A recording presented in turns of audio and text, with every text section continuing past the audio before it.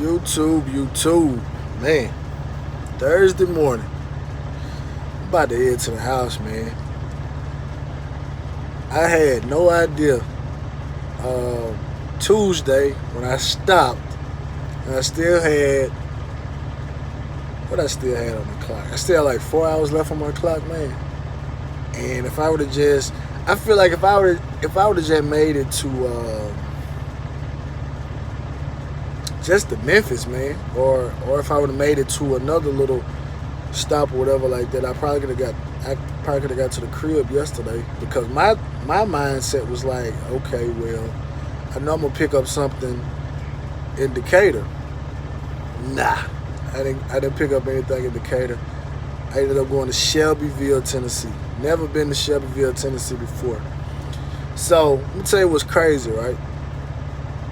I've never been there before, so I can look at my atlas and kind of look at the routes, look at the ways to get there. But I mean, unless I know for a fact what the road looking like, I'm essentially at the mercy of the GPS, right? So I ended up because I was on 72. So I ended up getting on 70. I was on 72. Got on 565 and went up US 231 north, out of Alabama. So I got into Tennessee, right? So it's 4-lane, but you're going through towns and stuff like that. So I'd already peeped the route out on my atlas, and I'm looking like, okay, well, it's gonna be 2-lane for like 26 miles. So I'm like, that's it shouldn't be a big issue.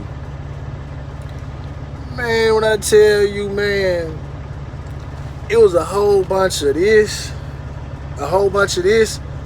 going uphill, going downhill, like blind corners when you're going around curves, no shoulder, no nothing for like 26 miles. And I'm just riding, I'm sitting up here, I'm seeing trucks coming back, and I'm like, man, how is this the truck route?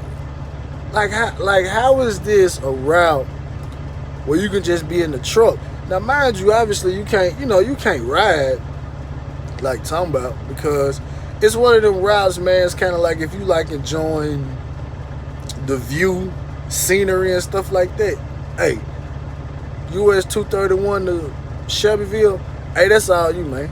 That's all you. You know what I mean? I wasn't feeling it. So I got to the spot.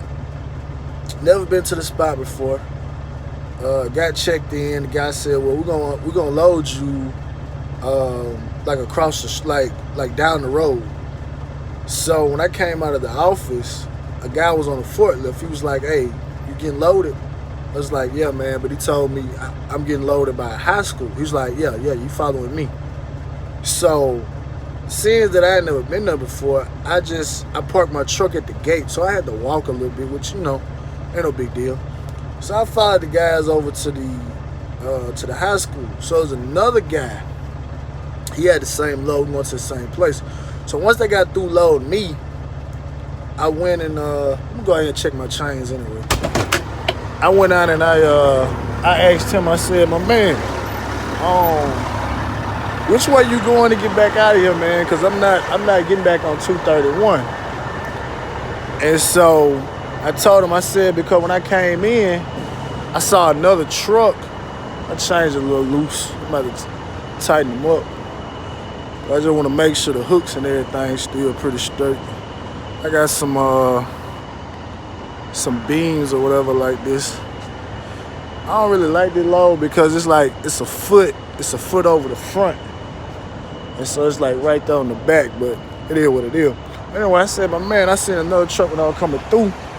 He got like on 64.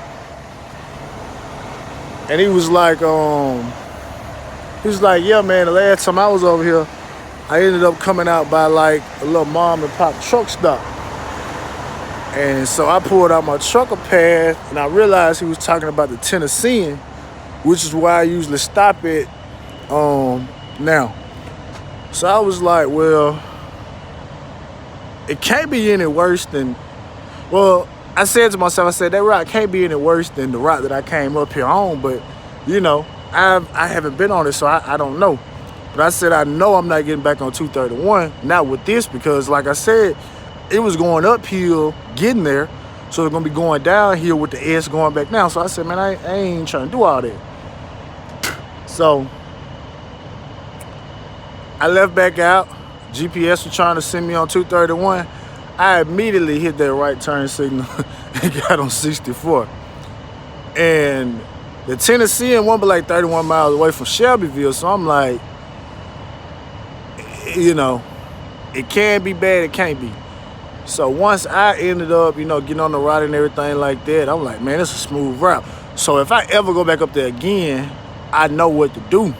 I know to just ride up 65 and get off on the exit at the Tennessean, and then they could take me right there.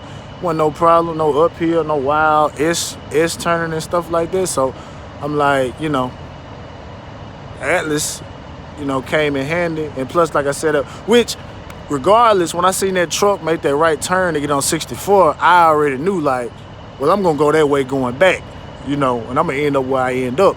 And plus, when I looked at my Atlas, it was like, all right, you're gonna get on 64, and then you're gonna end up on 31A. And 31A gonna bring you back out to 65. So like I said, it was a smooth route, man. So I can't even complain about the route out of there. I can just complain about the route getting in there. But I was gonna leave at 4, but I was like, you know, you know, ain't nobody gonna eat until like 12 and 1, and then I know my wife's still gonna be asleep. So I said I just get leave now, because it's about to be